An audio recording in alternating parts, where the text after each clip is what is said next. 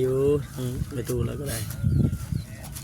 คือมามื้อนี้ก็ทางบ่คำก็มีแนวอันสิมาถามทางไม่ถามเพิ่นแน่ โอ้แม่งบาดนี่ ถามเรื่องอัน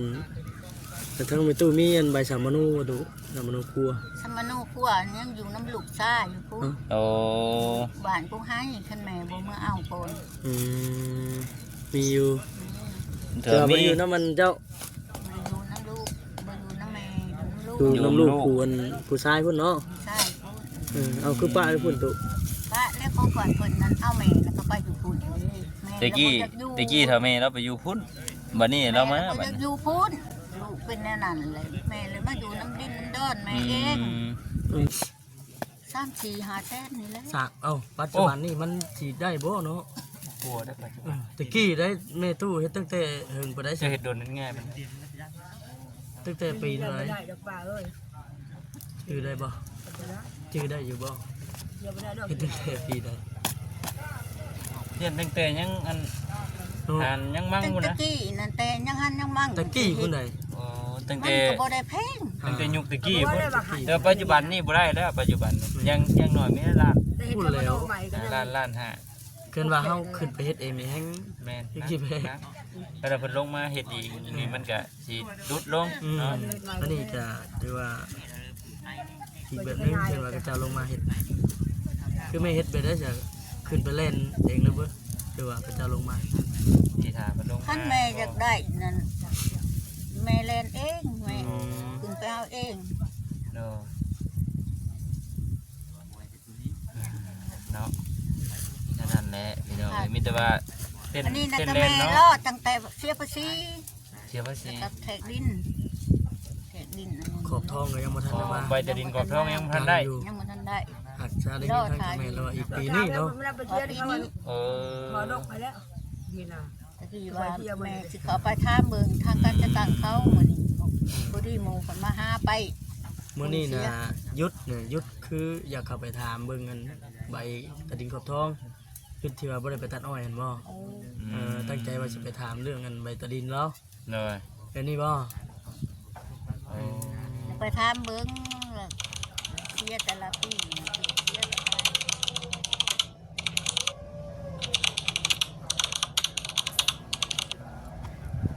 พี่น้องเนาะ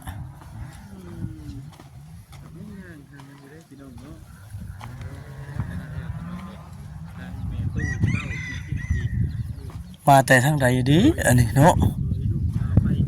ย่างมาแต่ดึกเกอะดึกไก่ดีอันนี้ทักทายสบายดีอีกคลิป2พี่น้องเนาะเต้อมาดิใส่สบายดี ไปหาหมอ ฮะ มาจากข้าเพิ่นไปหาหมอ ไปหาหมอเอ้าคิดว่าไปคุดก็คุดเขียด หมอ ไปเป็นยังอ่ะนะ ลูกเพิ่นเป็นงึกงะแล้วไปเสียงเบิ่ง ไปดูมั้ง ไปดูหมอ ไปดูหมอเบิ่ง เป็นยังไงนะ เพิ่นว่าพี่ในหน้าเฮ็ด เอ้า หมอในนั้นมีรถลูกเ ย่างเอา ในย่าง กระเดียวว่าเจ้าเป็นคนกระปูแม่นว่าจะตุ บ่ ลูกหลานแล้วจะบาดนี่เนาะ รถเด้อรถ รถ เด้อ เด้อรถเด้อ จูลูกรถไปน้ำหาจะชวนอ้อยพุ่นน่ะ ไปตามหาอยู่ป่าอ้อยพุ่นเนาะ ไปตามหาตาอ้อยพุ่นแหล้ว ไปพุ่นเนาะพอดีแล้วมื้อนี้นี่บ่จิตมันมีแนวมาให้เด้มื้อนี้ มีแนวมาต้อนมื้อนี้มีแนวมาต้อน จักสิเป็นหยังถ่าเบิ่งเองมื้อนี้ ทะลุนเอา ทะลุนเอา ไปสิพี่น้องเลยเนาะ โธ่ได้ไปสั่งอะไรมาน่ะตุ มักแตงเขาเจ้าเก็บให้ กุแตง แดงจักช่างแดงยังบ่ดู ทำมาทันจักซ้ำแน่มึงจะไกลตู้บ่นี่ว่าซั่น ย่างมันยังคือตาย อย่างคือไว้แท้อันนี้วะเตะได้มาคือหันคือมั่งแท้ว่าซั่น มาแล้ว แม่งน่ะหมากแม่งน่ะบ่ครับมะเขือ มักกันบวบก็มักแตง บวบแดง แน่ดีบ่อยู่ น้อยเนาะ แค่ แด แม่เนาะ ง เออ เนาะนี่เป็นแยกย้ายเลยเนาะ เธอ ทำยังหันเต้นอยู่ตู้เนาะ บ่ได้เหมือนบ่ได้เหมือน เมื่อยอ ดี ยู่บ่พอไปพอมาเนาะคนเฮ็ดเวียกเนาะมีมาฉาเนาะ บ่เป็นหยังก็ได้ตู้ ไปกินน้ำกินไหนก่อนนะบ่ กิน กินน้ำกินไหนก่อนไปยัง ท่านอยาก ยังทันอยากหนาวเนาะอากาศหนาว แมน อากาศเย็น ไปดูหม้อไปดูมดดูหม้อ จะดูหมดดูหม้อเบิ่งลูกเพิ่น เพิ่นว่าเป็นอิหยังเกาะ เพิ่นว่าพี่ในหน้าเฮ็ด เอาเนาะผีในหน้าเพิ่นให้หยังนะเพิ่นให้หยังนะ กระพิษกระเทือนอย่าได้ หึบ่ได้เฮ็ดหยังผิดเพิ่นบ่ หักสิพิษเพิ่นนั่นแหละเพิ่นจึงเฮ็ด เออม่วนไปปักมันม่วนไปตัดเสาเฮือนเพิ่นบ่ จักแล้ว เอาไปดูหม้อเพิ่นช่วยว่าบ่จะตู้ เพิ่นว่าได้จ้ะหมอเพิ่นว่าจังได หม้อเพิ่นว่า เพิ่นเฮ็ดแบบใดเพิ่นตอกมาใด คล้อง ที่ดีติดคลองฮีดคลองไป ใน เลย ห เด้ น้า บัด หั่นแล้ว แล้วสิพากันเฮ็ดได้ไรต่อบัดนี้เนี่ยไปเบิ่งหมอเบิ่งหยังเลย มาเลยหาไก่หาก้าขาจ้ำแก้หั่นแหล้ว เพิ่นอยากกินไก่กินกา ได้กินไก่ เออ โอ้ยเนาะสะพี่น้องเอ้ยนี่แหละบ้านเฮาเนาะตู้เนาะ เออ ไปเบิ่งก็มีคือว่าแหละ ไปเบิ่งแน่นึง เห็นตัวนั้นนั่นแหละลูก เออไปทางนี้ก็เพิ่นก็ว่าอีกแบบนี้ได้บัดนี้ น้อย เพิ่นไปหาหมอเพิ่นก็สิว่าอีกแบบนึง เนี่ยนึง เออ ไปหาแพะเพิ่นก็ว่าเนี่ยนึง แม่น เขาก็ได้ใช่ปะ มาจะไปเสียงเบิ่งองุด อืม ใหญ่ใหญ่ มันได้ลูกมันเต็ม เวลาพี่ยัง เป็นว่าผีเฮ็ดว่าซั่นผีน้ำให้น้ำหน้าเฮ็ดเพิ่นให้ เออ มันเต้งน้อยๆเองนะก็ เอ จะ อเออเออปะมาแล้วตู้เอ้ย ได้ไปเบิด เอ แล้ว อ บ่ เออ นะ ปะมาให้ได้ น้ ตู้ ำมีทั้งเหือน มีอยู่อันเดิมมีอยู่ฮะ ได้หยังเกาะโอ้มึงเตงยังคือน้อยแค่น่ะ มันเต้งมาปีมาป้ายมันเขาจะเอาเก็บเขาจะเอาใหาย เอ เก็บ อ เพิ่นแบ่งให้ พอดีจำแจวเนาะพอดีจำแจวจำจุเออ ป้าของเรา มะเขือพร้อม เกลือแดง ตะกาโฟ อืม มันแปดแน่ โอ้ ไหนในวนทางหัน เออ ยังไม่คายีป่ะ อืม เออ พี่ยังเปิดพี่ได้ได้ เออ แน่มาแต่ไกลคิดว่าบ่แม่นบ่ใจหนึงว่าบ่แม่นใจหนึงว่าแม่น บ่ย่างหันโพดเนาะเต้นเนาะ บ่ได้เป็นพยาธิพะเยาหยังบ่ พวกนั้นได้บอกว่าไม่ไงเอ้ยเมื่อยไว้ว่าเขาเจ้าถ่าอยู่เพื่อนว่า เออไผมีคนออกกายออกไปบ่ ไปก็ไป พวกเฮ็ดทางอันนี้ โอ้ โอ้ พวกทาง เพิ่นเห็นรถเดินทางทีมงานเข้ามา ยันแม่นแล้วฉัน แล้วเพิ่นบอกโดยเพิ่นย่านถ่าโดนเนาะ แม่น ก็ปกติแล้วพี่น้องเอ้ยฮะ ว่า อย่างนี้ ไหนบ่ เอาเลยพูดตัวได้ จะเอาเครื่องเมื่อป้าในตู้บ่เนาะเออ งานบอกเป็นแม่ บ่ได้เห็นมีพยาธิพะเยาหยังบ่น้องกระตุ้นกระโตเจ้าบ่ได้เจ็บเป็น เจ้าบ่ได้เบิ่งบ่ บ่จะว่าหันเต้นๆเลยเนาะบ่เวียนเนาะ เด้อก ระทุ้งบ่คอยเจ็บบ่คอยไข้เป็นได้ เด้อ ช่วงเจ็บหันเสือจุ่มดันเมืองเอาไปซักยาสุขายทหาร เด้อบัดเจ็บเนาะ ซักกับเข็มเดียวก็ซ้ำปิดทิม ซักถึกเด้ เศร้าครับ เศร้าซ้ เก้ถึกคอเนาะกันสิเว้าแล้วก็ได้พี่น้องเอ้ย ำช่วงนั้นเงินแม่ก็บ่มีจักที่เขามาแก่เอาไป แม่ก็บ่อยากไปเลย เด้อ บ่ไปก็บ่ได้ เขาแก่ขึ้นรถจะเป็น จำ แก่ เป็น เขาไปขายทหารพุ่นเลย เด้อ พอดีกับทหารก็ถามว่าแม่เคยซักอยู่บ่ยา แม่เคยซักอยู่ว่าในนี่แหละโต บ่ ในทหารน่ะ เด้อ แล้วไปซักใหายเข็มเดียวแล้วก็เพิ่นวางยาใหาย3แพงกินอันนั้นแล้วก็เลย ถึกเลย ไป เนาะ เฮ็ดเวียกเฮ็ดงานได้เลยเกี่ยวเขาวเกี่ยวน้ำได้เลย งั้นปึ้งๆเลยเจ้าเนาะถือว่าดีง่ายอยู่เนาะ แม่นเศร้าไว้อยู่ไปตู้แล้วก็ได้ คือมามื้อนี้ก็ทางบ่คำก็มีแนวอันสิมาถามทางแม่เฒ่าเพิ่นแน่ โอ้แม่งบาดนี่ ถามเรื่องอันแต่ทั้งไปตู้มีอันใบสามนูดูสามนูครัว สมโนครัวยังอยู่น้ำลูกซ่าอยู่กู โอ้ บ้านกูให้คันแม่บ่เมื่อเอาโปน มีอยู่ เธ แต่ อ ว่า มี อยู่น้ำมันเจ้า บ่อยู่น้ำลูกบ่อยู่น้ำแม่อยู่น้ำลูก ดูน้ำลูกผู้อันผู้ชายพุ่นเนาะ ใช่กู เอาคือป้าให้พุ่นตุ พระแล้วเขาก่อนเพิ่นนั้นเอาแม่แล้วก็ไปอยู่พุ่นนี่แม่ ตะกี้เท่าแม่เราไปอยู่พุ่นบัดนี้เรามา แล้ บัด จะ นี้ อยู่พุ่นลูกเป็นแน่นั่นเลยแม่เลยมาอยู่น้ำดินน้ำดอนแม่เอง อืม แล้วมาอาศัยว่าจริงๆมาอยู่น้ำลูกต้นนี้แล้วลูกต้นนี้แล้วพะไหลจำเป็นก็อยู่คนเดียวอีก เออ ตัวนั้นแหละแต่สมโนตัวเล็กกันยังอยู่น้ำลูกตัวนั้น อืม เอาคือแม่นว่าเฮาสิเอามาพี่เนี่ยได้อยู่บ่อันนี้คือสมมุติซื่อถามเพื่ออยากฮู้อะนะ สมโนนั้น อ่า ได้ มันเป็นของเจ้าบ่ที่บ่ที่ว่า มีผู้ให้ถามบ่บ่ครับ แม่น โอ้มี FC เพิ่นให้ถามเบิ่งเนาะ หัวหน้าครอบครัวน่ะแม่นเป็นผู้เป็นลูก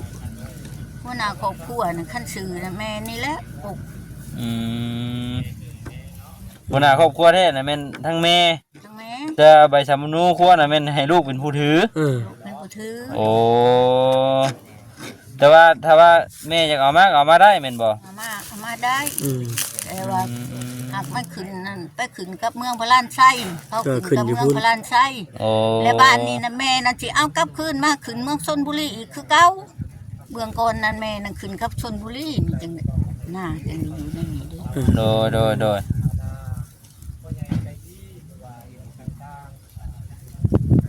แบบนี้เนาะพี่น้องเนาะ รถมาเลยคือเขียน เนาะก็มีแต่ว่าถามไทยเบิ่งนี่แหละ เนาะ อ่า เฮ้ยคอยจะให้ตอน ก็ถือว่ามีอยู่พี่น้องเนาะสมมุติว่าครัวตัวเล็กแล้วก็ได้ มีแล้วแต่ว่าแม่นี่ก็ยังสิเฮ็ดเอาใหม่ ยังสิเฮ็ดใหม่มีความคิดว่าอยากเฮ็ดใหม่อยู่เนาะ ขึ้นเอากับเมืองชนอีกบ้า โอ้ยังสิเล่นใหม่อีกบ่ แล่นใหม่อีก ใช้เวลาเติบเลยเนาะอ่อนน้องวิทย์เนาะ เออก็บ่โดนปานใด แค่ว่าเฮาอ่อนเวลาขึ้นไปเฮ็ดบ่ได้ว่า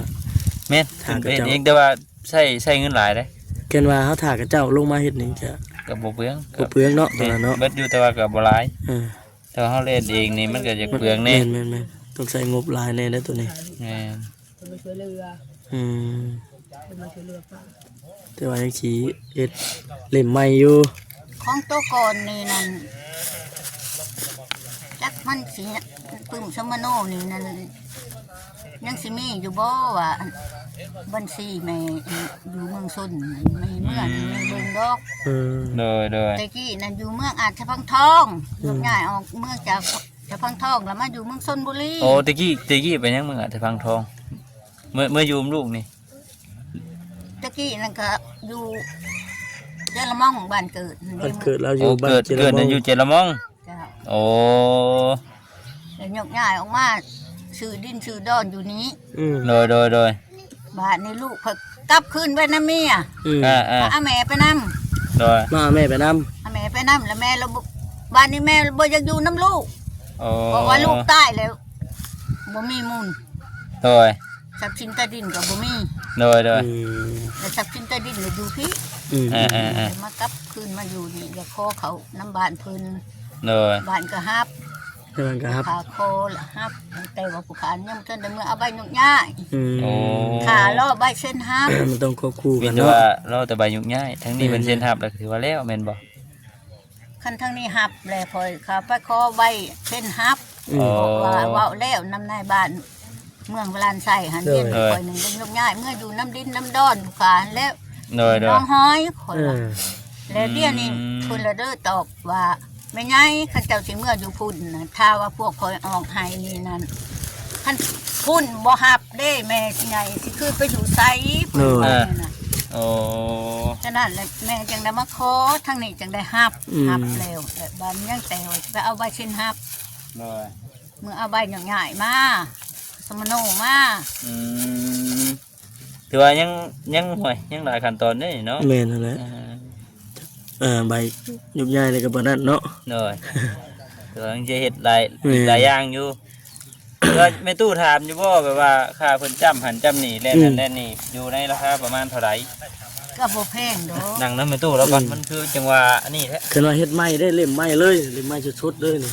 เล่มไม้ เอ สุ อ ด ตามที่เคยเฮ็ดมาเท่าไหร่ เก่านี่สมโนนี่นั่น3-4-5แสนนี่แหละ สากปัจจุบันนี่มันสิได้บ่เนาะ กลัวได้ปัจจุบัน ตะกี้ได้แม่ตู้เฮ็ดตั้งแต่เฮิงบ่ได้ จะเฮ็ดโดนนั่นง่ายมัน ตั้งแต่ปีเท่าไหร่ ไม่ได้ดอกป่าเลย ชื่อได้บ่ชื่อได้อยู่บ่ อย่าไปได้ดอก เฮ็ดตั้งแต่ปีใด เรียนตั้งแต่ยังอัน เนาะ อ่านยังมั่ง ตั้ง บ่ แต่ นะ กี้นั่นแต่ยังหันยังมั่ง ตะกี้พุ่นใด โอ้ตั้ง มัน แต่ ก็บ่ได้แพง ตั้งแต่ยุคตะกี้พุ่นแต่ปัจจุบันนี่บ่ได้แล้วปัจจุบันนี่ยังน้อยมีล้าน ได้เห็นกันมาใหม่ก็ยัง ล้านห้า เกินว่าเฮาขึ้นไปเฮ็ดเองนี่แฮง แม่น ยังคิดไป นะแล้วเพิ่นลงมาเฮ็ดอีกนี่มันก็สิลดลง อืม เนาะ อันนี้ก็ถือว่าอีกแบบหนึงเช่นว่าก็จะลงมาเฮ็ดคือไม่เฮ็ดไปได้จะขึ้นไปเล่นเองแล้วเบิดคือว่าก็จะลงมา ที่ถามเพิ่นลงมา คันแม่อยากได้นั่นแม่เล่นเองแม่ อืม ขึ้นไปเอาเอง เนาะเนาะนั่นแหละพี่น้องมีแต่ว่าเต้น อันนี้นะ เต้น ก็ เล่น แม่ เนาะ รอดตั้งแต่เสียภาษี เสียภาษี กับแทกดินแทกดินอันนี้ ขอบทองก็ยังบ่ทันได้มา ใบตะดินกรอบทองยังบ่ทันได้ ยังบ่ทันได้ หักชาได้ยินทางจากแม่แล้วว่าอีกปีนี้เนาะ ไม่ได้ไปเที่ยวที่เขา เออ ขอดอกไปแล้วนี่นะ แต่คือว่าแม่สิเขาไปท่ามเบิ่งทางการจะตั้งเขามื้อนี้บ่ได้หมู่เพิ่นมาหาไป มื้อนี้น่ะยุดเนี่ยยุดคืออยากเข้าไปถามเบิ่งกันใบตะดินขอบทองยุดที่ว่าบ่ได้ไปตัดอ้อยหั่นบ่ตั้งใจว่าสิไปถามเรื่องกันใบตะดินแล้ว เลย เป็นนี่บ่ ไปถามเบิ่งแล้วเสียแต่ละปีน่ะถูกเสียเท่าใด เลย แม่ก็ยังหาผู้แต่ เนอะ เสียนั่นแต่พี่นั่นแม่น่ะเคยเสียนั่นเฮกตาร์หนึงนั่น ตอนนี้เลย 350,000บ่35,000 35,000 กีบ เฮกตาร์หนึ่งก็35 ดินแม่ละ2เฮกตาร์ ตา70,000 เออ เนาะเออ แล้วหลายปีแล้วแม่บ่ได้เสียน่ะมีลูกเฮ็ดเด้ อืม ปล่อยให้ลูกเฮ็ด เสียลายปีเสียลาย มีแต่ว่ารอทั้งเพิ่นมานี่ก่อนเนาะว่าแต่ละปีมันก็เสียบ่คือกัน แม่นแล้ว กั แม่ น นบ่คือกัน ค่าแทกนี่หากแต่ว่าความแทกนี่แทกแล้ว เออ แต่ว่าดินแม่นี่นั่นก็มีหลายอยู่แม่ก็บ่ได้แทกแล้วก็ตกห่วงเป็นของทหารนี่ก็14เฮกตาร์แม่ก็ป้าสวยซ่า อืม โอ้ แล้วเพิ่นให้เท่านี้ ให้ แท ตอน ก นี้ ในใบตาดินของแม่น่ะมันมีเท่านี้เนี่ยเพิ่นถือมาแต่กองต้นอันเมืองเด้ โอ้ที่จริงนั้นดินแม่น่ะมีหลายบัดที่นี่มันถือกับนั่นเพิ่นแล้วก็บ่ป้ายเพิ่นเลย ว่าให้เพิ่นเลย โอ้ และบ้านนี่แล้วตกเมืองได้มาแทกให้ เลย อืม เรือ ก็ถือว่า เรือ เสีย ตัว ส นี้ ละเพื่อชาติเนาะ อืม เมืองแต่ว่าตาสำลึงเมืองชลบุรี อืมบ่จักดอก เนาะ ของดิน บนกันซะ ก็ถึงเพิ่นเนาะบ่เวียด กับบ่เอ้ยถึงเพิ่นก็ย่าเนาะ เพิ่นบ่ฮู้ดอก เออ เพิ่นแทกหายเท่านี้แล้วก็เสียเอาแต่ค่าหันแล้วก็เสียมา เลย แต่ละปีหักลูกเพิ่นไทยเสียแล้วยังสิไปถามเบิ่งลูกผู้อันไรนี่นี่ แต่ละปีเสียเท่าใดแม่สิถามแม่นั่นแหละสิเขาไปหาการจัดตั้ง เข้าหาเพิ่นอีกอยู่บ่ อืม เอ เอ อ อ ยังสิเขาไปหาเพิ่นอีกแล้ว เพราะว่าคือว่าแต่เนาะคันที่เว้าหลายก็จะได้บัดนี่อีกพี่น้องเอ้ย แม่น อ้อยก็บ่ได้ไปตัดถือว่าหยุดมื้อนึงเนาะอยากไปถามไทยเรื่องใบตะดมตะดินเนาะให้มันแล้วมันทั่ว นั่นแหละมันคือ มื้อหน้าเด้อยังสิไปอยู่บ่ เมื่อหนา เอ้า ตัดอ้อย ตัดอ้อยแล้ว คันพ่ออยู่แล้วก็อยู่แล้ว เอาขึ้นว่ามีเงินเด้อขึ้นว่ามีเงินเด้อยังสิไปอยู่บ่ คันมีเงินแล้วก็เช่าแล้วเช่าเลย เออ มีพออยู่พอกินก็หยุดก่อนเนาะมีข้าวมีน้ำพออยู่ อัน พอ นี้ กิน คือ แล้ว เรา ก็ได้ บ่ง่ายๆก็ดิ้นรนเนาะบ่เวียดเนาะ แม่น ดิ้นรนเพื่อความอยู่รอดเราแค่ว่าบ่ไปก็บ่มีอะดิ ไปก็บ่มีอะไร จักสิให้ไผเนาะหามาเลี้ยงว่าซั่น หามาเลี้ยง กระจายแล้วว่าตัวยังไม่ได้ เพราะท่านอ่อยก็ยังบ่ได้เงินจำได้ก็ยังบ่ทันได้จ่าย เอ่อย าแล้วก็ยังมีบนคลอง อันนี้คนละบ้านเจ้าของบ่คนละบ้านเนี่ย คุณละบ้า ชุมนายน้อยก็กระจายน้อย สิได้อยู่บ่เนาะ ผู้เดินชา เพิ่นบ่ตัวบ่ ตัวดอกเจ้าบ่เคยตัว นี่เนาะคันว่าบ่ตัวพี่น้อง อายุจะโล่งใจแน่ เป็นว่าจักเพิ่นให้หรือบ่แล้วนะโอ้ยพี่น้องเอ้ยเนาะไปตัดถิ่มแห้งสิ นอนบ่รับบ่ได้เฮา นอนบ่รับกินบ่แซ่บบ่ได้ อืม คิดน้อยคิดใหญ่สิได้หรือบ่ได้เด้ว่าซั่นเนาะนั่นแหละพี่น้องเอ้ยถามมา มือมาก่อนมาเมื่อก่อนก็ถามเรื่องพวกกระตุกกระเทียงแหละเนาะทั้งเมแล้วก็ไปปลุกอยู่พูดว่าซั่นเธอมีกระตุกกระเตอะแล้วก็บัดนี้ยังน้ำยังไงเนาะแม่เนาะเออ ได้กันได้ก็อยู่ซ้ำนั้น ก็อยากได้อยู่บ่กระตุก ค มั วาม น อยากได้แล้วหัก เป็นจังได๋ ยันวัฒนะมันบ่ถึงแล้วก็มี โอ้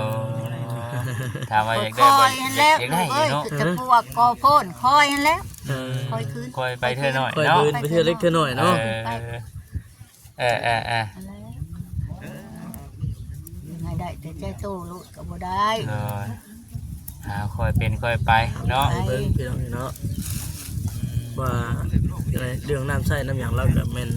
ฮอดช่วงยามแล้งอะดีนี้บ่กุ้มเนาะช่วงเดือน3เดือน4เดือน5นี่เนาะ บ่มี บ่มีเลย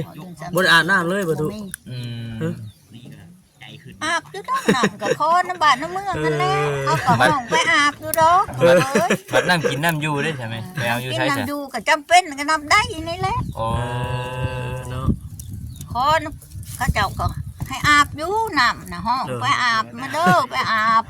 ก็เลยอาบน้ำเด้ออย่างดี มาเด้ออาบน้ำเด้อบ่ประมาทบ้านเมือง เพิ่นก็ถือว่าเพิ่นบ่ได้ป้าบ่ได้ทิม เพิ่น เนาะ ป้าบ่ได้ทิม มีบ้านเมืองและเบิ่งกัน มี เนาะ แต่บ้านแต่เมือง นั่นแหละสาเหตุที่ว่าทางแม่ตู้เราได้เครื่องได้ของมาจากไปว่าทางลูกหลานเมืองนอกเพิ่นฝากมาให้แล้วก็อยากแบ่งปันให้กับลูกหลานลูกเต้าชาวบ้านเพิ่นกินน้ำมีน้อยก็แบ่งน้อยอยู่ซี่นะเนาะตู้ โด เนาะ ยมีหลายก็แบ่งหลาย แม่นให้มันทั่วถึง เพราะแล้วก็ ก่อนผู้ใด แบ่งเท่าที่แบ่งได้เนาะว่าซั่น ได้ แนวเอาเขาก็เอาน้ำแนวบ่เอาเขาก็บ่เอาเจ้าไปหาบ่ได้เขาเนี่ยนะ โดย แล้วแต่ก็กินน้ำกันมันยังก็ดีบ่เคยว่า โดยนั่นแหละบิแบ่งปันกันไปเนาะ มีแบ่งปันกันกินนั่นแหละความกินบัดเว บั ลา ด จะ เฮา เป็น หา แม่ บ่ได้ ไอ้สิมาฮอด เอาเพิ่นเนาะ อยู่ใกล้บ่ฮอด โดยบัดไปบ่ได้กินน้ำเพิ่นเนาะแม่เนาะ ไปบ่ได้ก็กินน้ำเพิ่น ตัวเพิ่นนั่นแหละ เนาะ เนาะ ที่เพิ่นที่โจโอ้กันลังเถื่อกับมื้อนี้กินเพียงยาย คือเพิ่นเว้าแน่เนาะน้ำเพิ่งปลาหน้าเพิ่งเข้าเพิ่น มา เว้า บัดแม่ได้ผัดสิกินผู้เดียวคนเดียวก็บ่ลง โดย เอาเลยเพิ่นเลยเพิ่นห่อนี่ไว้ก็ลงมาเบิ่งรถ เนาะ เพิ่นว่าไป แวะมาเยี่ยมมายามมื้อนี้ก็ได้ โดย อ่า ก็หลักๆพุ่นแหล้วเนาะทั้งบ่จิตบ่เสียรุ่นพุ่นแหล้ว รุ่นเบิ่ง ถ้ารุ่นเบิ่งสิได้หยังเด้มื้อนี้ สิได้หยังพี่น้องเอ้ยเนาะ เออ ก็นั่งลายก็มันแข่งตู้เว้ยนั่งแข่งในตู้บ่ได้ดอกเฮา หันปึ้งๆก็ได้ เนาะยังห่าวยังหันได้ไปตู้เราพี่น้องเอ้ย 97ปีถวนเลย บ่ได้ปีนนี่ปลายบ่ตู้บ่เห็นเจ้าบ่จื้อบ่ FC บางทางมันก็ว่ามัน79บ่ว่าซั่น บ่เห็น79ปีบ่จัก เอ้าว่าขออนุญาตนำไปตู้เกิดปีเลยปีเท่าไหร่ โคโซได้ ปีเท่าใดบ่ฮู้แต่ว่าได้79 เออบ่จื้อเนาะ โอ้โหโทษนะเพิ่นเอาบ่ให้เว้าได้เพิ่นยันแบบว่าได้ยินบ่เพิ่นสอนพื้นได้ยินเนาะตู้เนาะอายุผู้นี้ฮอดทำนี้แล้วว่าซั่นยังน้อยอยู่เนาะตู้เนาะ ยังเป็นสาวอยู่ ยังเป็นสาวอยู่บ่หยอกเด้อตู้เด้อ บ่หยอกนี่แหละ พอดีอันนี่แหละเนาะมาหาแม่ตู้แล้วก็พอมีผู้โอ้ผู้ล้มเราก็ได้ แต่ก็อยู่งกผู้เดียวเนาะตู้เนาะ ผู้ดีมาแล้ว ปากคิดว่าน้องไปเลยติ เห็นลูกหลานเคยมาคอยทางอยู่แล้วเนาะมื้อใดบ่มาหาเนาะ อันนี้ก็บ่ได้นึกได้ว่าลูกสิมาอีกมื้อ บ่ได้ นี้ คิดครับ บ่ได้คิดนะ คืนนี้ได้บ่ได้ฝันหยังบ่ เอาพันก็จักแน่ได้แล้วพันก็ดี บ่จื้อซ้ํ บ่จื้อซ้ำแล้ว โอ้เนาะมื้อนั้นคือได้ยินว่าผันว่าอันมีเฒ่าพ่อเพิ่นจูงควายมาให้3โตวแม่นหรือบ่ จักแล้วจักมันออกคือบ่ออกคือ บ่มื้อนั้นบ่ได้ออก โอ้ยังวะ เลขหยังแหละ สร้างบ่ ก็ใกล้เคียงอยู่ เลขสร้างแม่ว่าจูงควาย มัน ควาย สัต 3 ว์ โต ใหญ่ ว เด้ ออกสัตว์ใหญ่ ออก อ สั อ ต ก ว์ เด็ก ใหญ่ ซากเผือก เออ ค่ะ โดย เอาแม่นๆเด้อมัน เพิ่นจูงมาให้เจ้าก็แม่นอยู่เมื่อนั้นก็มาเมื่อนั้นก็มีข่าวดีเด้รถมา3คันนั่นเด้ เนาะ เชือกเส้นเดียวกระทั่งเส้นเดียว ปั๊บเลย ปั๊บบักชิบเลยเบ็ดนี้ ทึกแล้วว่ะ แม่น เพิ่นบ่ได้บอกเลข เพิ่นบอกว่าสิมีคนมาหา อืม เออเมื่อจำนั้นแหล้วเนาะคิวอยู่ได้ เออ ถ้าตะเกานี่สิตะเกานั้นโบโลดได้ แต่ว่ามีคนเคยได้บ่หรือว่าคนเคยถือบ่ เคยถือได้ อืม พี่นี่วางเลวนี่ก็มันบอกเลว อืม เข้าบุษีคือ อืม บอกเขาแล้วเข้าบุษี อืมไปนั่นแหละเนาะมีแต่ว่าใหญ่ทางเขาบ่จิตบ่แสนเพิ่นมาเว้าเวียกเว้างานก่อนตัวเอ้ยเพราะว่าเพิ่นมีเวียกสิมามอบมาหมายให้มื้อนี้เนาะแล้วก็มีสิ่งมีของนั่นแหละเนาะอ่า เสียเฮากันมิเตอร์ให้ทางกินงานแล้วพี่น้องกำลังหากินน้ำกินได้ตัวเอ้ยหากินน้ำกินได้ซะเมื่อย ต้องมีแฮงก่อนเนาะโดย สบายดีเด้อตัวเด้อ สบายดี โดย พี่น้องเนาะดีมีแห้งสบายดี